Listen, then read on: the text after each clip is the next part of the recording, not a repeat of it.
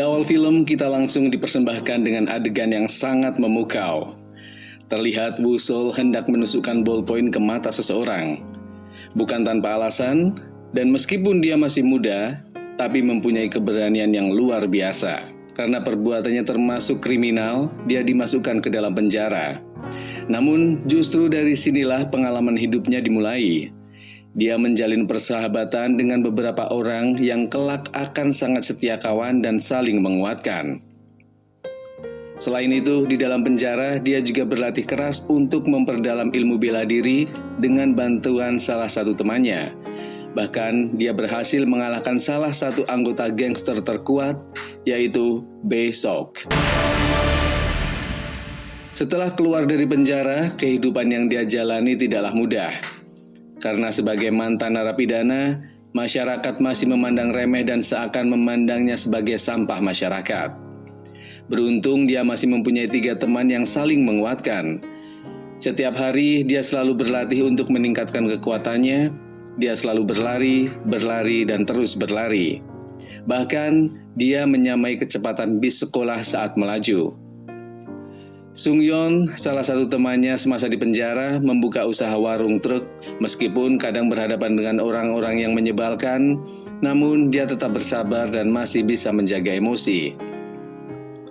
Wong Jun berjuang untuk mendapatkan ijazah kesetaraan. Kegiatan itu dia lakukan di sela-sela melakukan pekerjaan utamanya di tempat kerja. Sang Yup yang memang seorang atlet, dia tetap bisa bekerja sesuai passionnya. Dia bekerja di salah satu gimnasium terkenal di kota itu.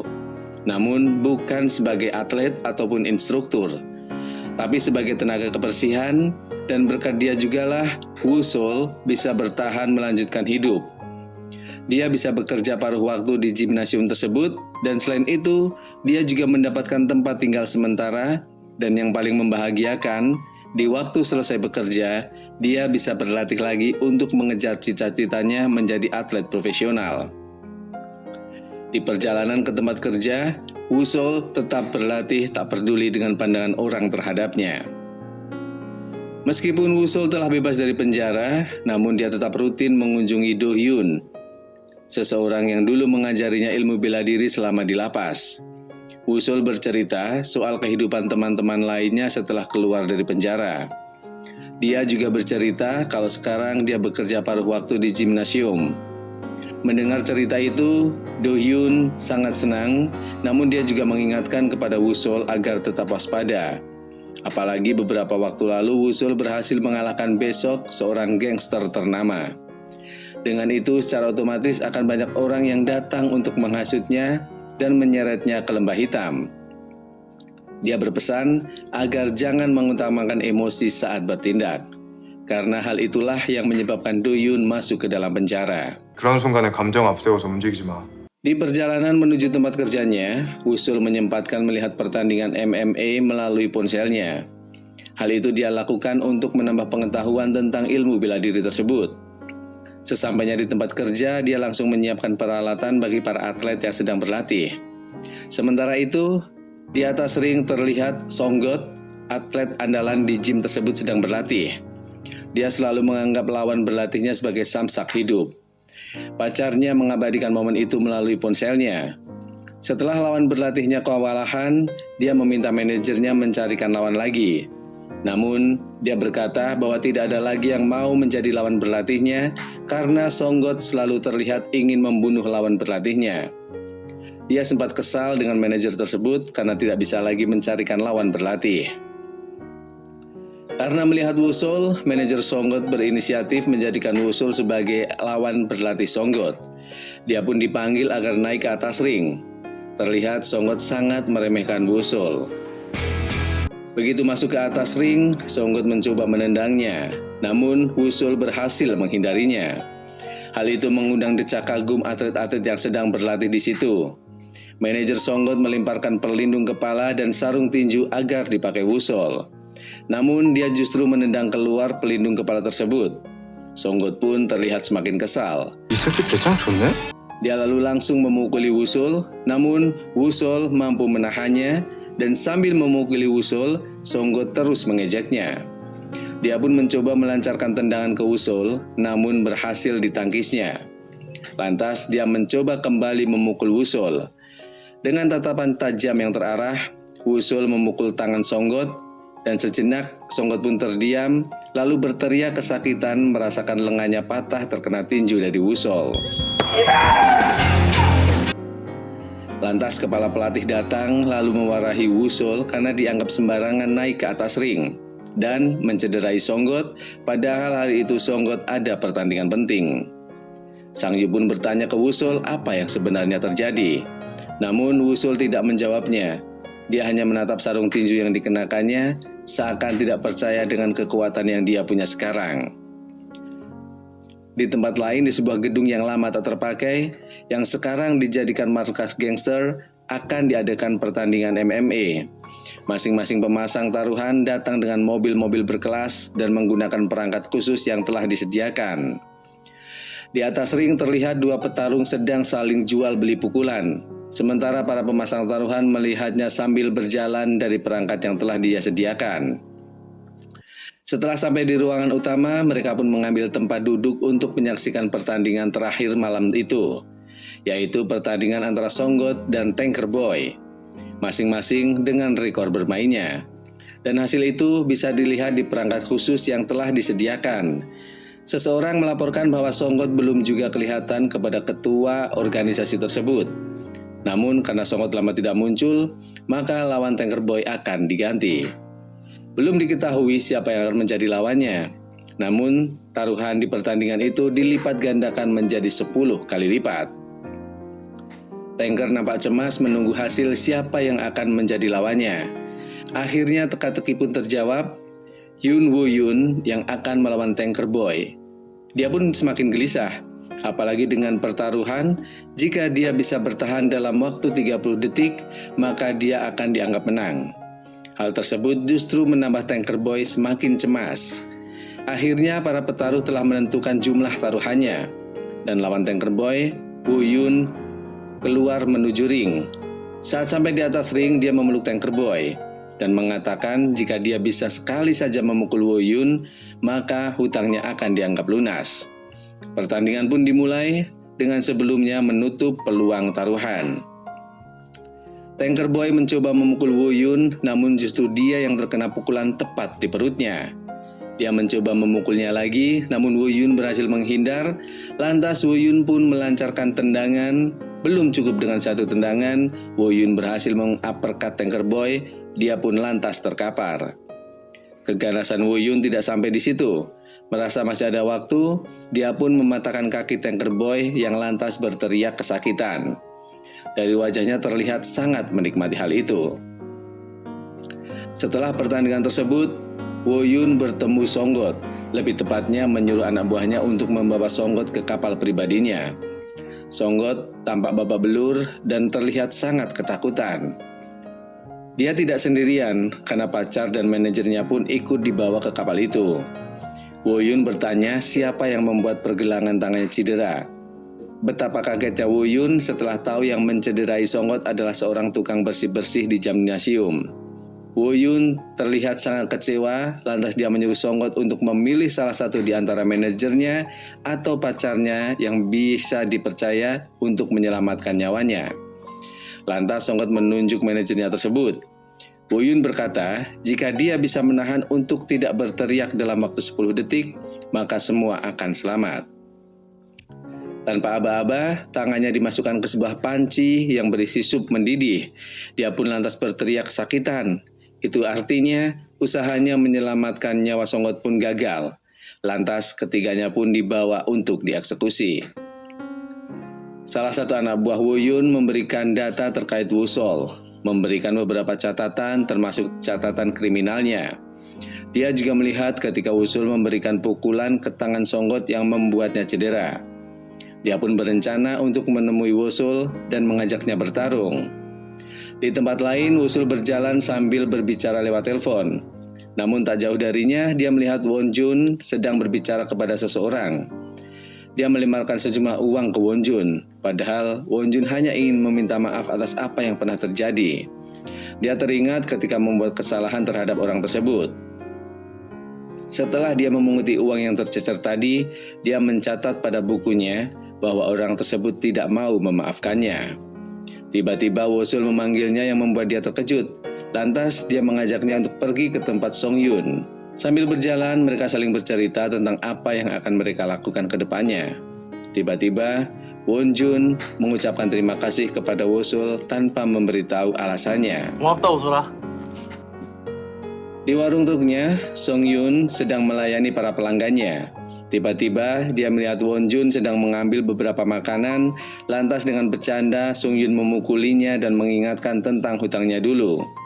Won Jun tiba-tiba berteriak bahwa ada pizza yang gosong. Song Yun pun berlari ke dalam truk, dan kesempatan itu dimanfaatkan Won Jun untuk mengambil makanan lagi. Sambil makan, mereka banyak ngobrol, dan Song Yun menggoda Won Jun bahwa adiknya akan merasa malu jika dia tahu kakaknya sering makan gratis. Wosul tidak mengetahui kalau Won Jun mempunyai adik, dan adiknya Won Jun ini terkenal sangatlah cantik. Tidak lama, ketika mereka ngobrol, datang seorang wanita cantik bernama Ji Hye. Dia adalah guru les Won Jun yang juga pacar Wosul. Setelah duduk, Won Jun mengambilkan segelas bir kepada Ji Hye. Tanpa diduga, Ji Hye menghabiskan bir itu dengan sekali teguk. Selesai makan, Won Jun membantu Ji Hye membereskan piring-piring kotor di meja. Di jalanan tak jauh dari warung Song Yun, nampak seseorang mengendarai mobil berhenti dengan sembarangan. Lantas berjalan menuju warung Song Yun. Dia mencari Wosul. Dia bilang dia ingin bertemu Wosul karena dia ada urusan dengannya. Dia pun memberikan kartu namanya, dan saat itu dia hanya terdiam menatap kartu nama tersebut. Esok harinya terlihat Ji Hye sedang berjalan sendiri. Sambil berjalan dia berbicara lewat telepon. Saat hendak masuk ke mobil, dia melihat nampak kesusahan ketika akan mengambil belanjaannya yang terjatuh. Lantas Ji Hye menolongnya dan membawakannya sampai ke mobil. Namun ternyata itu hanyalah siasat belaka. Wanita itu pun menculik Ji Hye dengan bantuan rekannya. Ji Hye pun dibawa lari dengan sebuah mobil ambulans. Di gimnasium, Wosul sedang berlatih sparring dengan Sang Yup. Sementara Song Yun menyaksikannya dari bawah. Dia teringat ketika Wosul berlatih di penjara dulu. Seperti biasa, Song Yun selalu menggoda Won Jun, dan Won Jun pun kesal dibuatnya dan terlihat seakan-akan ngambek pada Song Yun. 왜 맨날 내가 마누라고? Di dalam mobil terlihat si Yun melepas perut hamil palsunya, sementara Ji Hye dengan tangan terikat bersender di pintu mobil. Ji Hye mencoba kabur dari mobil dengan menghantam rekan si Yun dengan apar. Namun usahanya sia-sia karena pintu mobil terkunci rapat. Si Yun pun menghadiahi tendangan atas usaha melarikan diri Ji Hye tersebut. Selesai mandi, Wosul menemui Song Yun dan Won Jun, dan tidak lama kemudian Sang Yup pun menyusul. Tiba-tiba ponsel Wosul menyala. Dia melihat video penculikan Ji Hye. Dia pun panik dan tiba-tiba teringat ketika Woo Yun menemuinya di warung Song Yun. Ketika itu dia menolak tawaran Woo Yun. Ketika mereka saling pandang, tiba-tiba datang seseorang mengganggu. Woo Yun pun melancarkan tinjunya dan seketika orang tersebut terkapar. Ji Hye mendekati pria itu dan memarahi Woo Yun. Tanpa dia sadari, Woo Yun yang tahu bahwa Ji Hye pacar Wosul, dia merencanakan sesuatu. Wosul yang mengetahui bahwa penculik Ji Hye adalah Woo Yun langsung terpancing emosinya. Namun sebelum dia pergi dengan emosi, Sang Yup menghalanginya dan mengingatkan untuk tidak bertindak ceroboh. Dia dan teman-temannya tidak akan membiarkan Wosul menyelesaikan ini sendiri. Ketika mereka berdua menghampiri, Song Yun dan Won Jun nampak mereka sedang menelpon polisi untuk melaporkan penculikan tersebut. Namun sepertinya polisi tidak menanggapi serius laporan itu. Lantas mereka pun memutuskan untuk bertindak sendiri. Tiba-tiba dari ponsel Wosul muncul sebuah pesan bertuliskan gedung Wubi. Mereka pun pergi ke gedung itu mengendarai mobilnya. Dan di dalam mobil, Wosul mencoba terus menghubungi Ji Hye, namun hasilnya nihil, tidak ada respon darinya. Sesampainya di gedung tersebut, mereka membagi menjadi dua tim. Mereka pun menyusuri setiap sudut gedung itu, namun sekian lama mereka mencari tidak membuahkan hasil. Di belakang gedung, Wosul yang ditemani Won Jun mencoba kembali menelpon Ji Hye. Dan dia pun mendengar dering ponsel Ji Hye, lantas dia mencari tahu sumber suara tersebut. Ji Hye pun ditemukan, namun dia seperti memberi kode sesuatu ke Wosul. Tapi Wusul tidak memahaminya. Wusul pun menyerang dua laki-laki yang berada di depan Jihe dan melepaskan pengikat serta penutup mulut Jihe. Jihe pun berkata kalau Wusul harus cepat kabur. Tiba-tiba ponsel Wusul berbunyi dan tertera panggilan dari Jihe. Ternyata ponsel Jihe dibawa Si Yun. Dia datang membawa puluhan anak buahnya. Mereka pun mengeroyok Won Jun dan Wusul. Sementara Si Yun melaporkan bahwa mereka berhasil menangkap Won Jun, Jihe, dan Wusul. Namun dua lainnya masih belum ditemukan. Lantas mereka pun membawa mereka bertiga dengan mobil. Dengan kondisi yang belum sepenuhnya sadar dan dengan tangan terikat, Wusul melihat sekeliling. Di depannya terlihat Woo Yun yang sedang menatapnya. Dia mencari di mana Jihe dan Won Jun. Lantas Woo Yun pun mendekati Wusul dan menjelaskan serta mengingatkan bahwa dia pernah berkata akan melakukan hal ini. Namun Wusul tetap bertanya di mana teman-temannya. Merasa kesal karena omongannya tidak ditanggapi, Woo Yun pun emosi. Dia menutup mata Wusul dan membalikkan arah pandangan Wusul. Dan ketika dia membuka tangannya, terlihat Jihe dan Won Jun di depannya dengan posisi terikat sama seperti dirinya. Sama seperti ketika dilakukan Woo Yun ke Songgot, dia pun memberikan pilihan ke Wusul. Siapa yang akan dia selamatkan? Apakah Jihe atau Won Jun? Terang saja Wusul tidak mampu memilih satu di antara keduanya. Merasa kesal karena Wusul tidak cepat memberikan pilihan, Woo Yun pun membentaknya. Namun karena dia ada urusan lain, dia menyerahkan urusan ini kepada Si Yun dan sambil berpesan untuk merekamnya. Wusul masih berteriak-teriak meminta kedua temannya untuk dilepaskan. Namun Si Yun langsung mengancam Wusul untuk diam. Setelah proses rekaman dimulai, Si Yun pun kembali memberikan pilihan. Jika tidak memilih, maka semuanya akan dibunuh. Dia memberi waktu 10 detik untuk menentukan pilihan. Wusul coba berontak hingga dia terjatuh dari kursi. Anak buah Si Yun pun membawa Wusul mendekati ke Si Yun. Dia tetap dipaksa memilih. Hingga pada hitungan terakhir, dia tetap tidak bisa memilih, namun pandangan matanya tertuju ke Won Jun. Hingga Si Yun pun mendekati Won Jun dan menusuk perutnya. Won Jun pun tertunduk. Namun ketika Si Yun mencoba menusuknya lagi di leher, Won Jun berhasil memukul balik Si Yun dengan melepaskan tangannya dari bekas sobekan tusukan tadi. Dia pun mendorong Si Yun sampai terjatuh.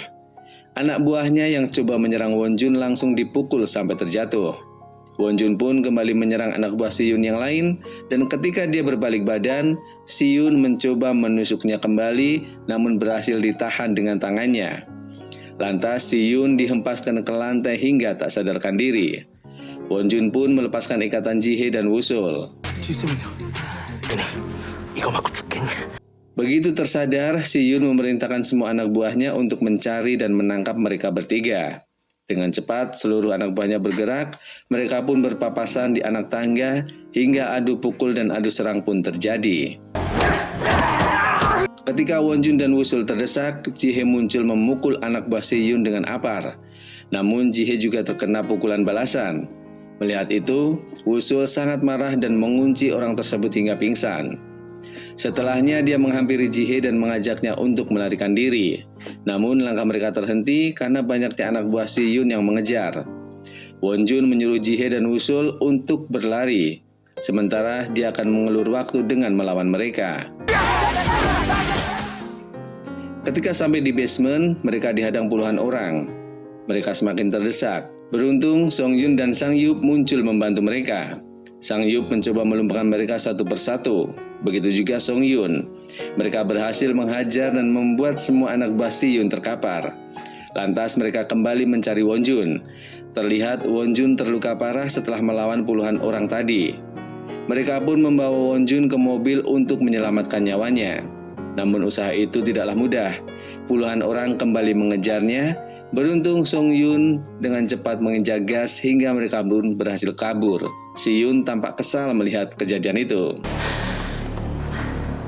Dalam perjalanan, Jihe mencoba menahan luka di perut Won Jun. Wusul tetap menyemangati Won Jun untuk tetap bertahan. Di masa kritisnya, dia sempat bercanda ke Song Yun.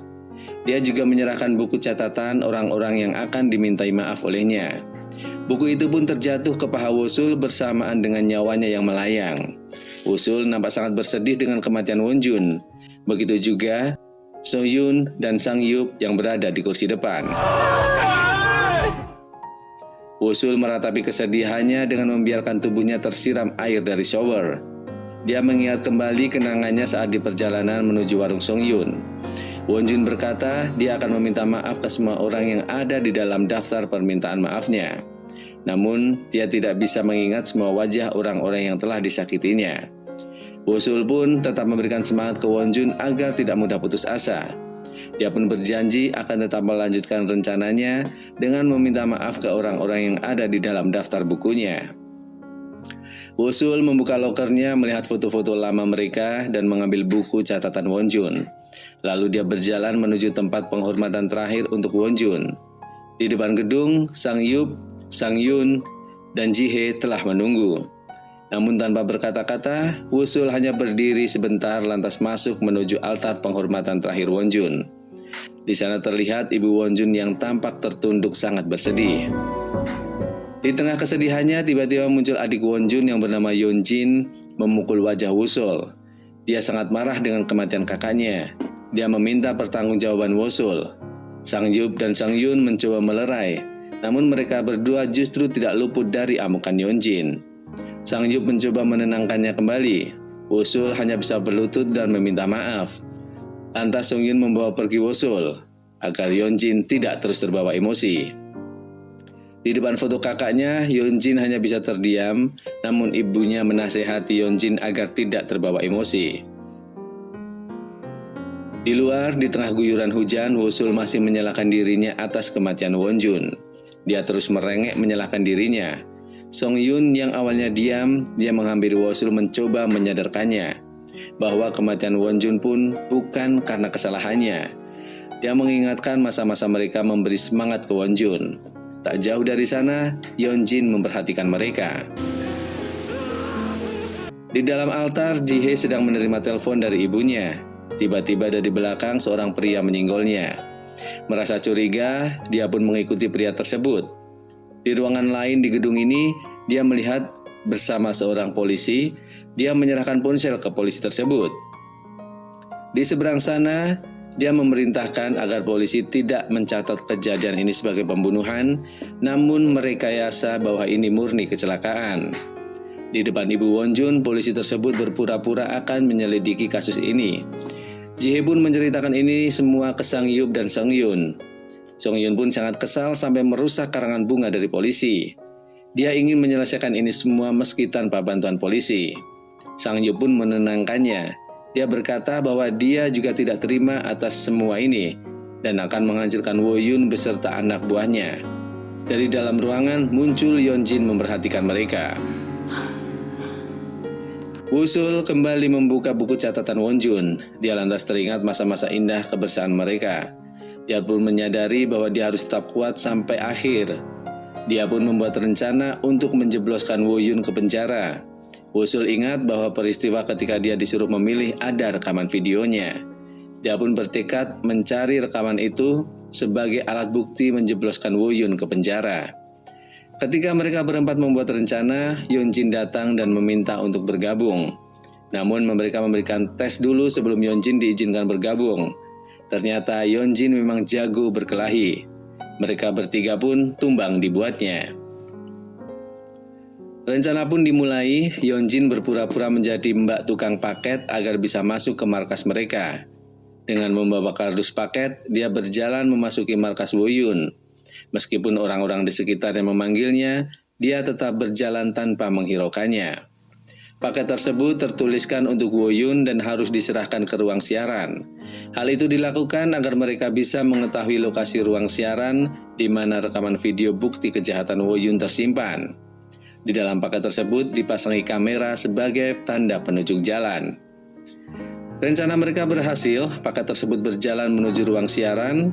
Sementara di luar, Wosul menggambar denah lokasi tersebut berdasarkan perjalanan dari paket yang sudah dipasangi kamera tersebut. Paket pun berhasil masuk ke ruang siaran.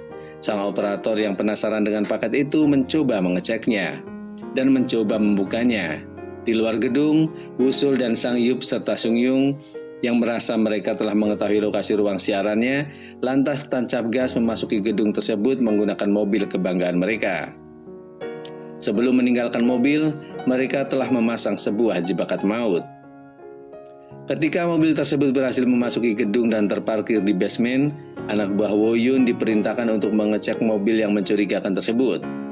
Mereka berhasil masuk ke jebakan. Ketika memeriksa mobil, tiba-tiba mobil tersebut meledak dan menewaskan orang-orang yang ada di sekitar mobil itu.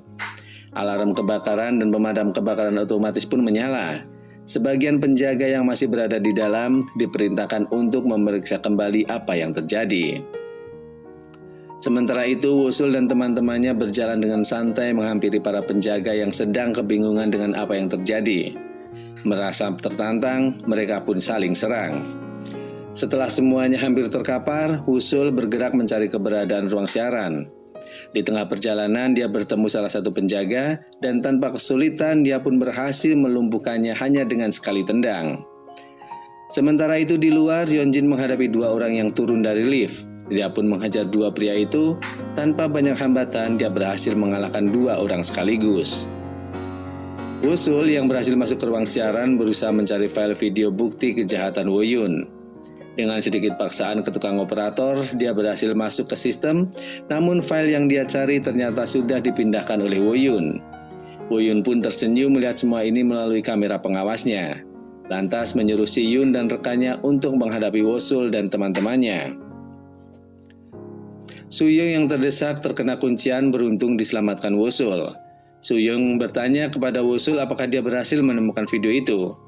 Wusul hanya bisa terdiam sambil menggelengkan kepala. Di tengah kekecewaan itu muncul suara dan rekaman yang mereka cari selama ini. Bersamaan dengan hal itu, Si Yun muncul bersama anak buahnya.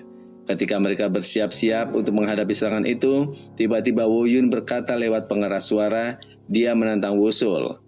Jika ingin mendapatkan rekaman video itu, dia harus menemui Woyun langsung. Dia pun mengikuti arahan tersebut dan berjanji ke teman-temannya bahwa dia akan kembali. 다녀올게요. Depo menyuruh anak buahnya untuk membereskan area basement, sehingga hanya tersisa Depo, Si Yun, dan satu lagi rekannya. Yeonjin yang memang menahan amarah lantas bertanya siapa yang menusuk Wonjun kakaknya. Si Yun pun menjawab dengan nada meremehkan, lantas Yeonjin tanpa ragu memukul wajah Si Yun. Begitu juga Sang Yup menyerang Depo. 네가 직접 복수할 수 있는 기회. Sementara itu, Wusul menyiapkan diri untuk melawan Woyun di dalam lift. Ketika sampai di ruangan utama, Woyun sudah menunggunya. Di sana masih dimainkan video yang dia cari. Woyun masih sempat berkata-kata bahkan menawari makanan. Karena Wusul tidak menanggapinya, dia menyalakan lampu panggung dan menunjukkan bahwa flash disk yang berisi video tersebut bisa untuk segera diambil. Wusul pun mengambilnya, namun ketika hendak pergi, Woyun memanggilnya dan menantangnya untuk bertarung. Wusul pun meladeninya. Dia mencoba memukul Woyun, namun Woyun berhasil menghindar dan melancarkan pukulan ke Wusul. Dia pun menangkis pukulan itu dengan tangannya. Adu pukul pun dilanjutkan. Mereka saling adu teknik menyerang, menghindar, menendang, dan menangkis. Beberapa kali Wusul terkena pukulan, bahkan tendangan pun dia terima. Di tempat lain, Sang Yup sedang menghadapi Depo, begitu juga Sung Yong, Yeonjin menghadapi lawan masing-masing. Yeonjin berhasil membalaskan dendam kakaknya, sementara Sung Yong kewalahan karena kakinya berhasil dicederai. Saat Sung Yong terdesak, Yeonjin berhasil membantunya. Saling bantu dan saling serang kembali terjadi. Kali ini giliran Sung Yung yang membantu Yeonjin yang sedang terdesak.